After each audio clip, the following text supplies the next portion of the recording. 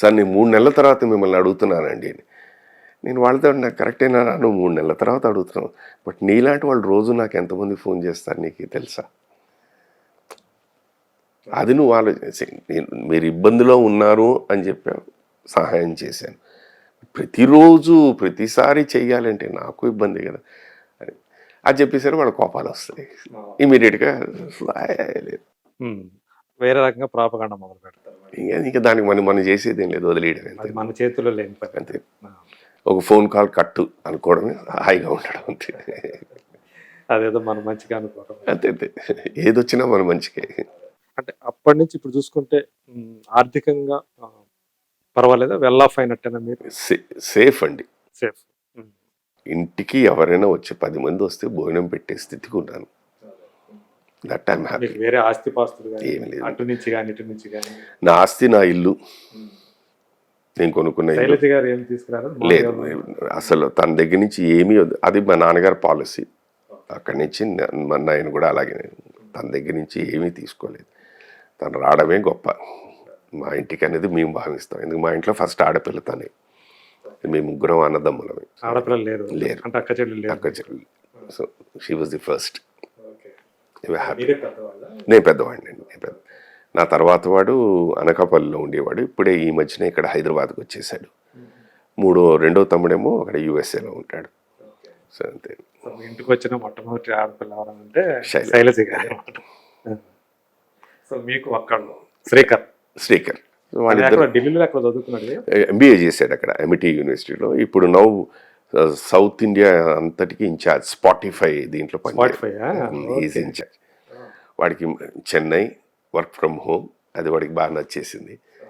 అలాగే వాడు అనుకున్న ప్రకారం ఇంట్లోనే ఉంటాడు. వాడు ఇక్కడ కూడా పనిచేసాడు కొన్ని రోజులు. He was here in Hyderabad. క్వాన్లో పనిచేశాడు, బట్ ఆ క్వాన్లో జాయిన్ అవ్వడం కరెక్ట్గా అప్పుడే కోవిడ్ రావడం, దాని వర్క్ ఫ్రమ్ హోమ్ ఇది అయిపోయిన తర్వాత 6'1" ఎంతో ఉంటుకుంటాను. మా నాన్నగారు పొడుగు, మా తమ్ముళ్ళు కూడా నాకన్నా చాలా పొడుగు. సో అది వచ్చింది వాడికి. చేయాలండి, అదొకటే ఇది. ఎందుకంటే మేము అన్ఫార్చునేట్గా మా ఇంట్లో ఏంటంటే గత 8 ఏళ్ళుగా తెలిసి తెలియకుండా ఎవరికో ఒకరు ప్రతి సంవత్సరం కాలం చేయడం జరిగింది. సో మొన్న మా అమ్మగారు సంవత్సరికాలు అయిపోయినాయి, అమ్మది. సో దాంతో అందుకని నెక్స్ట్ ఇయర్ చేద్దాము అని అనుకుంటున్నాం. అది కూడా మంచిది, అది ఆ టైం రావాలి, అయిపోవాలి అంతేనండి. బాలు గారు కాలం చేశాక దాని ఎఫెక్ట్ శైలజ గారి మీద చాలా ఉందండి. తను మోర్ దెన్ అన్నయ్య, she treats him like a father. వాళ్ళ వదిన గారిని అమ్మ స్థానంలో ఇప్పటికీ ఈవెన్ టు దిస్ డే సడన్గా అవుట్ ఆఫ్ ది బ్లూ ఏదో వచ్చేసి అన్న ఎక్కడైనా టూర్కి వెళ్ళారా అంటుంటుంది అనమాట. అది వినేసరికి నాకు ఒక ఫ్యూ మినిట్స్ మాత్రం నాకు బిక్కు ఉంటుంది. ఇదేంటి సడన్గా ఇలా మాట్లాడుతోంది అని. అంటే తన మనసు అంగీకరించట్లేదు అనమాట. ఇప్పటి సడన్గా out of the blue, but again then she says accept చేయాలండి ట్రూత్ అని. అంటే ఒక మనిషి ఒక టైం వచ్చిన తర్వాత పోవటం అనేది అందరికీ మామూలుగా పోతే ఎవరికి ఓకే ఆ టైం వచ్చింది పోయాడు అనుకుంటా. కానీ ఆ పీరియడ్ కరోనా అనేది నాకు సార్ విషయంలో అండి, నేను ఈ ప్రపంచంలో ఉన్నంత వరకు ఐ ఆల్వేస్ ఫీల్ ఇట్స్ నాలో ఒక చిన్న గిల్ట్. నన్ను అది ఎప్పుడూ అలా గుచ్చుతూనే ఉంటుంది. ఎందుకంటే నేను రామోజీ ఫిలిం సిటీలో నేను షూటింగ్ చేస్తున్నా. జూలై 13 ఆయన ఫోన్ చేశారు, కరెక్ట్ కరోనా పీరియడ్లో 20. నాకు తెలుసు మీరు రామోజీ ఫిలిం సిటీలో షూటింగ్ చేస్తున్నారు, ఇది ఏంటి అక్కడ పరిస్థితి, what are the precautions they are taking, మీరు ఏంటి ఎలా చేస్తున్నారు షూటింగ్. మాదొక్కటే షూటింగ్ జరుగుతుంది అప్పుడు. చెప్పాను ఎవ్వరు లేరండి, అన్నీ క్లోజ్ చేశారు, మాదొక్కటే జరుగుతుంది. ఇండోర్ ఏం చేస్తున్నారంటే అక్కడ ఏదో డిసెంట్ ప్లాంట్ పెట్టారు, ప్రతి వాళ్ళు దాంట్లోంచి వెళ్ళడం రావడం ఇది చేయడం. ఎవ్రీ 2 hours వచ్చి వాళ్ళు ఏదో మన మస్కిటో దీంట్లాగా అది పొగ కొట్టడం, ఇది అవుట్డోర్ షూటింగ్ చేస్తున్నాను అని అడిగారు. ఎస్ సార్, మరి అక్కడ ఎలాగండి అంటే ఇలా లేదు సార్ మీ లొకేషన్ ఇది అనుకుంటే ముందు దాన్ని శానిటైజ్ చేస్తున్నారు. తర్వాత ఆ పొగ విండ్ దీన్ని బట్టి వచ్చేటట్టు మేము షూటింగ్ చేసినట్టు. అంటే అంత ఆయన ఈ టైంలో షూటింగ్ అంటే ఆయన కూడా అన్ని అడుగుతూ జాగ్రత్తలు నేను చేస్తున్నారా నాకు లేదా? ఎప్పుడు వాడిని ఎందుకు అని అడిగే ధైర్యం లేదు. నేను ఎప్పుడు అడగలేదు. అదే మీరు సార్ అంటంలోనే ఆ ఆయన దీని సంబోధిస్తున్నారు. తర్వాత అప్పుడు వారు చెప్పారు ఇలాగా రమ్మంటున్నారు అనేసి. అప్పుడు నేను అన్న మాట ఇది సార్ మాకే ఇంత జాగ్రత్తలు తీసుకున్నప్పుడు మీకు ఇంకా తీసుకుంటారు కదా అండి. అది తలుచుకుంటే ఇవాళ నాకు ఎందుకంటే అంత నమ్మకంతో వచ్చిన వ్యక్తిని ఆ మాట నేను నిలబెట్టుకోలేకపోయాను. పోగొట్టేసుకున్నాను. అది మాత్రం నన్ను గుచ్చుతూనే ఉంటుందండి. ఎందుకంటే ప్రతిరోజు ఎక్కడో ఒకడ ఎవరో ఒకరు వారి ప్రసక్తి తీసుకురాకుండా ఉండదు. Such a legend. ఆయన అంటే మా మా మా మనసులకు కానండి, మా దీనికని ఆయన ధైర్యం అనండి, మనశ్శాంతినిచ్చారండి వారి పాట రూపం ద్వారా. ఇది ప్రతిరోజు అది ఆయన అది పాటలు అది వింటూ ఉంటే ఇంతమంది ప్రేమను నేను దూరంగా తీసుకెళ్ళిపోయాను అని ఫీలింగ్ నాకండి. అంటే అది నేను చేశానా మీ చాలా చేతుల్లో నాకు కాదు నేను కదా! చేశానా లేదా అనేది కాదండి. బట్ అది ఐ డోంట్ నో దాన్ని ఏం చెప్పాలి అనేది. ఇట్ ఇస్ ఎందుకంటే ఆ ముందు మీరు మాట్లాడారు. మాట్లాడాను. నాకేంటంటే ఆయన నా మాట మీద వచ్చారా లేకపోతే వారు అంతట వాడు వచ్చారా లేదన్నది పక్కన పెట్టేస్తే అండి. బట్ స్టిల్ అది నన్ను కన్సల్ట్ చేసినప్పుడు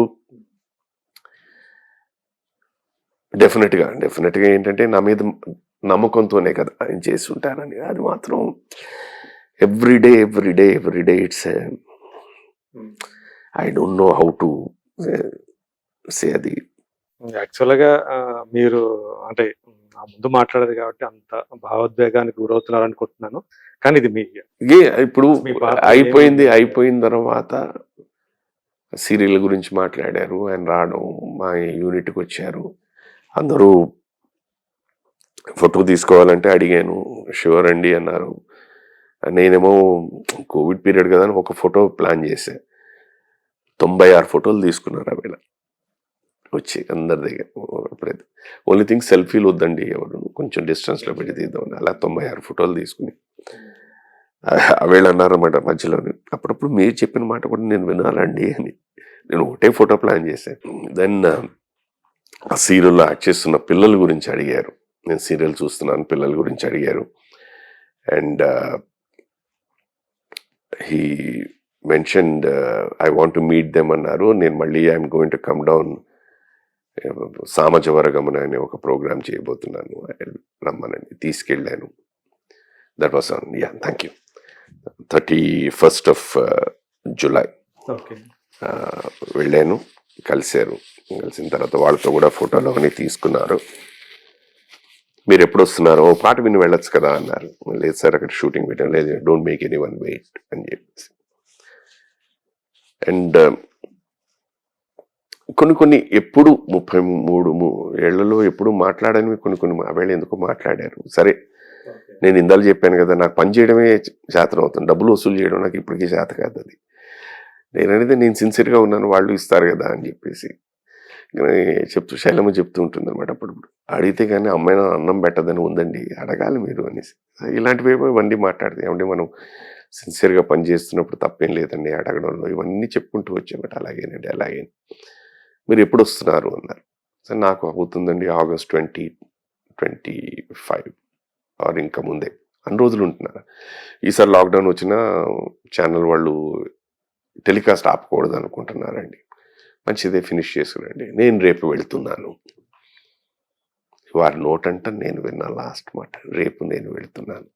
3 రోజుల తర్వాత వీడియో నాకు కోవిడ్ వచ్చిందని నేను హాస్పిటల్లో కూడా నేను ఇక్కడి నుంచి వెళ్ళిన తర్వాత ఐ కుడ్ సీ ఓన్లీ నాకు మిగిలిపోయిన జ్ఞాపకం వారితో ఇలా నడుచుకుంటూ రేపు నేను వెళ్తున్నాను అండ్ దెన్ ద బాడీ అంతే.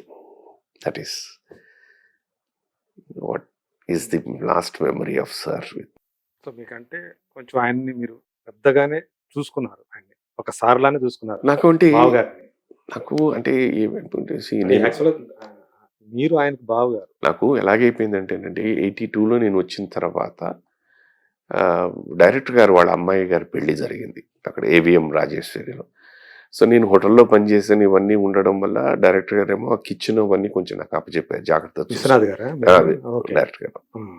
సో నేను అక్కడ ఉంటున్న యాజ్ ఇట్ అప్పుడే సినిమా అయింది, ఇంకా రిలీజ్ అయింది అప్పటికి.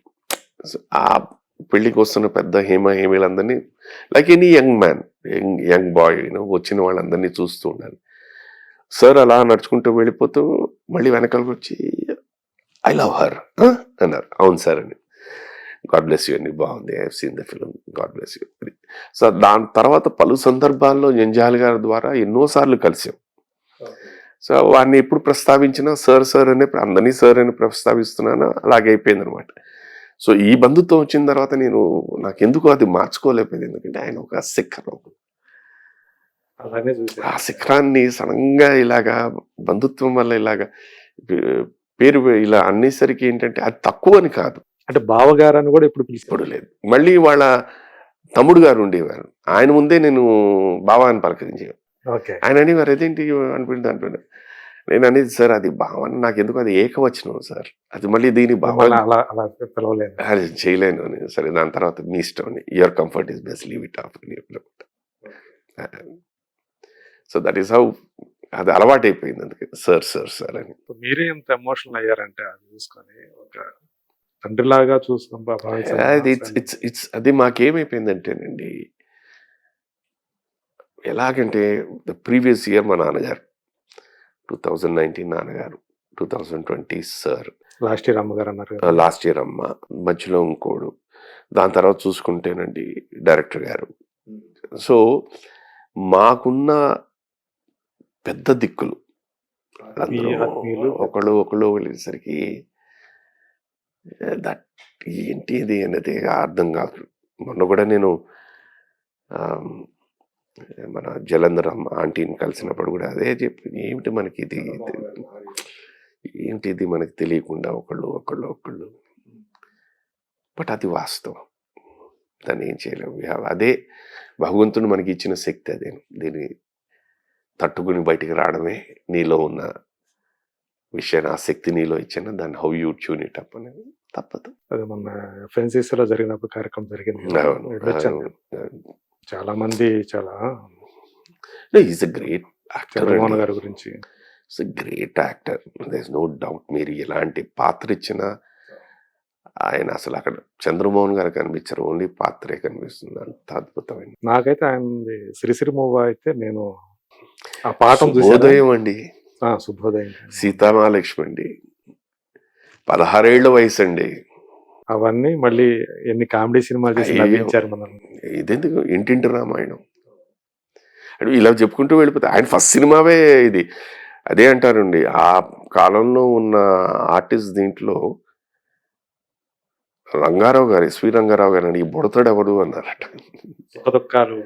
అందుకని ఆయన చేసినప్పుడల్లే ఇతను ఉండాలి ఈ బుడతాడు ఎవడు అన్నారట. Is a great actor, great actor. Sir కూడా గురించండి, సార్ పాట, సార్ మాట, సార్ యాంకరింగ్, సార్ యాక్టింగ్, ఇవన్నీ ఒక ఎత్తు అయితే he was a wonderful person అండి, గ్రేట్ హ్యూమన్ బీయింగ్. ఎంత సౌమ్యంగా ఆయన ఇవన్నీ ఇప్పుడు అంటే ఇవాళ లక్కీలు ఇవన్నీ ఉండి వీ కెన్ హియర్ అండ్ ఇవన్నీ పక్కన పెడితేనండి, ఒక మంచి వ్యక్తి, మంచి మనిషిని పోగొట్టేసుకున్నామే అన్నది. ఒకసారి నాకు అంటే ఆయన మామూలుగా కలుస్తూ ఉంటాం కానీ ఆయనతో కాస్త మాట్లాడగలిగే అవకాశం సారథి స్టూడియోలో ఒకసారి వచ్చింది. నిజంగానే ఆయన ప్రతి ఒక్కరికి వారిచ్చే మర్యాద అంటే irrespective of your status, your stature, అందరినీ అలాగే ఉంది. గొప్ప విషయం అండి. అంటే అంత స్థాయికి అంత పేరు తెచ్చుకొని దేశంలోనే గొప్ప గాయకుడుగా, సంగీత దర్శకునిగా, అదే అన్ని నటునిగా, మిథునంలో ఆయన నటన అంటే ఆయన తక్కువ సినిమాలో నటించిన ప్రతి సినిమాలోనూ ఒక ఆయన స్పార్క్ అలాగా. పక్కింటి అమ్మాయిలో ఎలా ఎంత సరదాగా నవ్వించారు. మన శంకర్ గారి సినిమా ఉంది కాదలను, తెలుగులో ఏంటో తెలియదు, ప్రేమికుడు. దాంట్లో ఆ చిన్న డాన్స్ అసలు ఎంతలా అలరించేసింది అందరినీ. సో ఈ ఎమోషన్ నుంచి కొంచెం అట్లా సరదాగా వెళ్దామండి. చెన్నై రోడ్ల మీద మీరు నరేష్ గారు తిరిగేవాళ్ళు కదా అప్పట్లో. అప్పుడు అంటే ఇండస్ట్రీ అక్కడ ఉండేది కదండి. అన్నీ ఏంటంటే నువ్వు పక్కపక్కనే 5, 6 వీధులు. ఆ 5, 6 వీధుల్లోనే అన్ని ఆఫీసులు. సో, ఆటోమేటిక్‌లీ అటు ఇటు కలుసుకుంటూ నువ్వు ఎక్కడికెళ్తున్నావు అంటే నువ్వు ఎక్కడికి అలా ఏదో మాట్లాడుకుంటూ ఆయన ఆఫీస్‌కి నేను ఈ ఆఫీస్‌కి అలా వెళ్ళిపోయేవాడిని. కలిసి యాక్ట్ చేశారు కదా. చాలా రాజేంద్ర ప్రసాద్ గారితోటి నరేష్ గారితో చాలా. Sun, celebrating 20 years of excellence in education. Come join us.